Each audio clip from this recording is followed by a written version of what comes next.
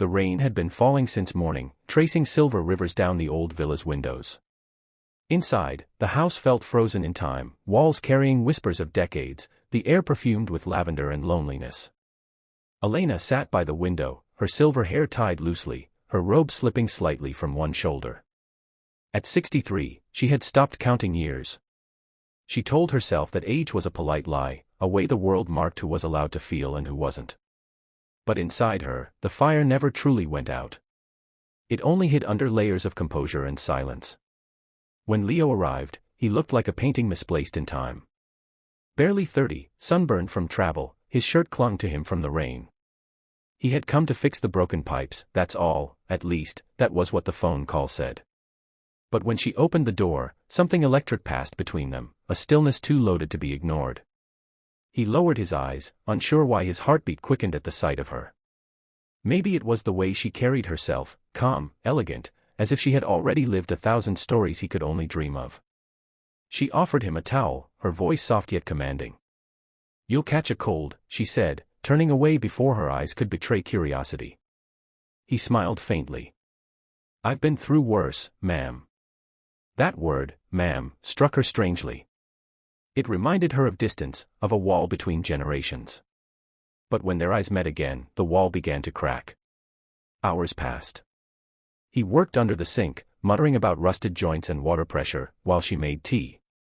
The silence between them wasn't empty, it pulsed, alive, like two heartbeats learning each other's rhythm. She caught herself watching him, the way his hands moved, steady and strong, the quiet focus in his eyes.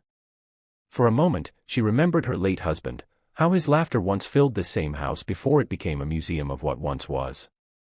When Leo spoke, his voice carried something disarming. "You live here alone?" "Yes," she replied, without looking up.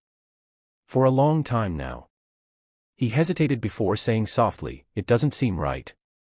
A house like this, it should have laughter." She looked at him then, her eyes deep and unreadable. "Laughter left with time. And time never gives back."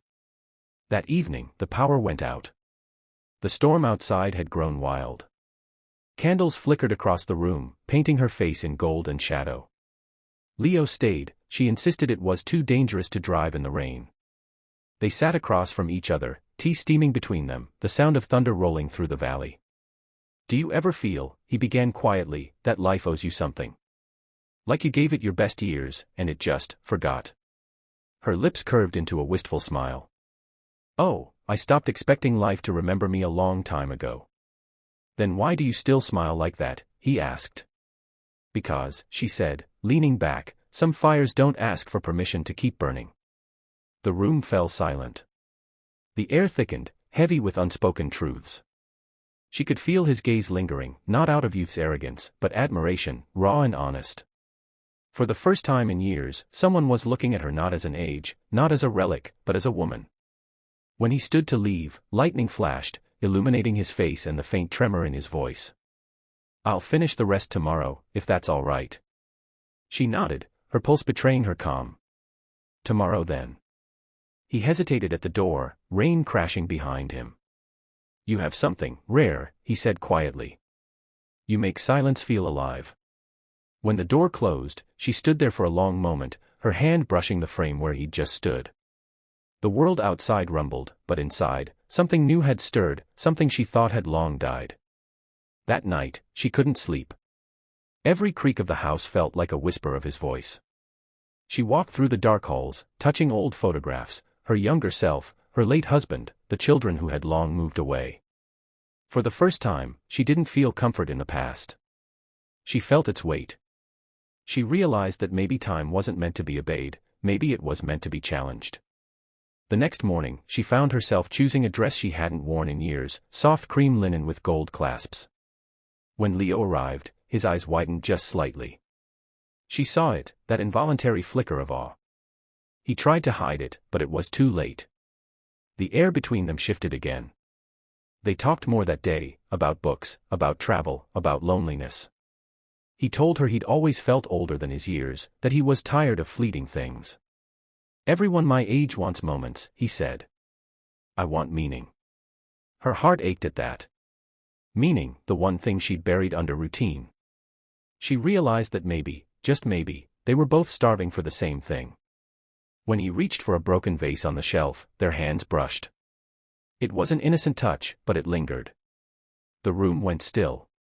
She looked up, and in his eyes, she didn't see pity or youth's arrogance. She saw hunger, respect, and something she hadn't felt in decades, recognition. For a moment, age disappeared. There was no 63, no 30. There were only two souls that had found each other by accident, or perhaps by destiny. As he left that evening, he paused at the door again. "You know," he said, his voice quiet but steady, "some doors don't stay closed forever." Her lips curved slightly. Then perhaps, some should never have been closed at all. The door shut behind him, and the house exhaled, as if the walls themselves had been holding their breath. Elena stood there, her heart unsteady, her reflection caught in the windowpane. She whispered to herself, "Forbidden desire never retires." Days turned into weeks, and each one stitched Leo deeper into Elena's quiet, carefully guarded world. What began as repairs and shared tea had become something else, something unspoken but undeniable. He came every morning now, sometimes with tools, sometimes with nothing but stories.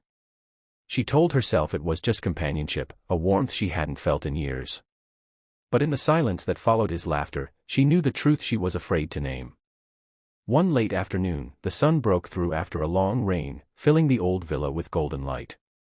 Elena was in the garden, pruning roses. She heard footsteps behind her, that familiar sound, steady and sure.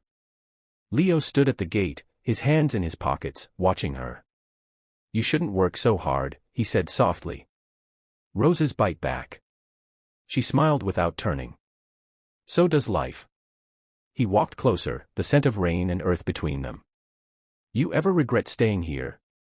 Alone, I mean." Elena paused, her fingers brushing a thorn.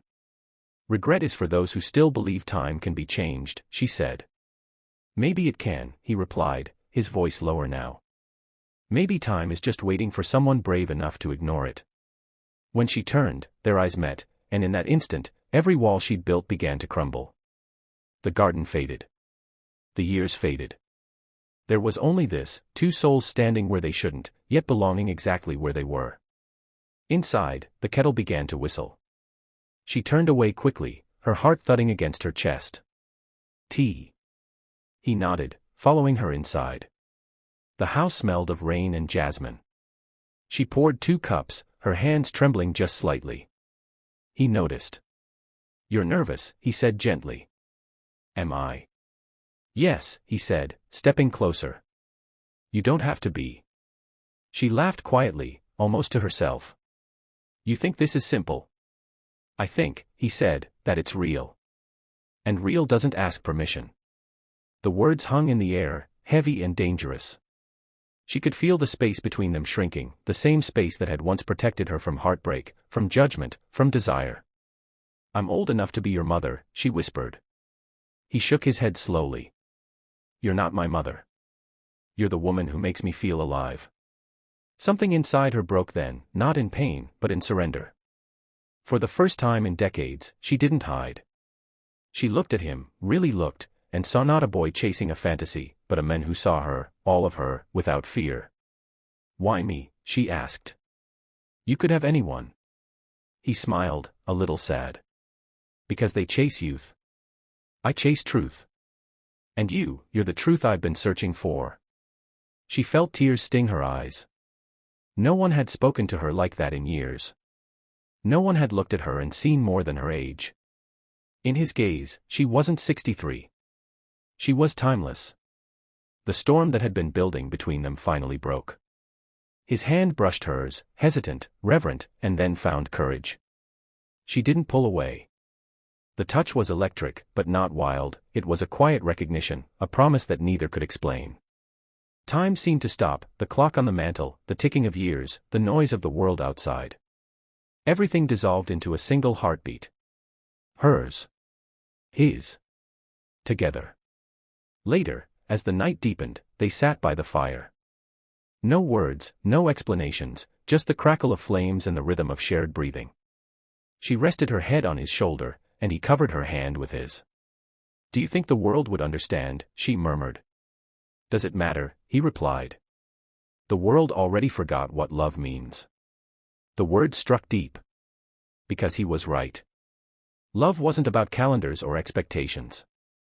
It was about presence, the way one soul recognizes another, no matter the years that separate them. For the first time in her life, Elena realized she wasn't living for the approval of others. She was living for the first time. But the world, as always, finds a way to intrude. The next morning, her sister called. People have seen you with that boy, she said sharply.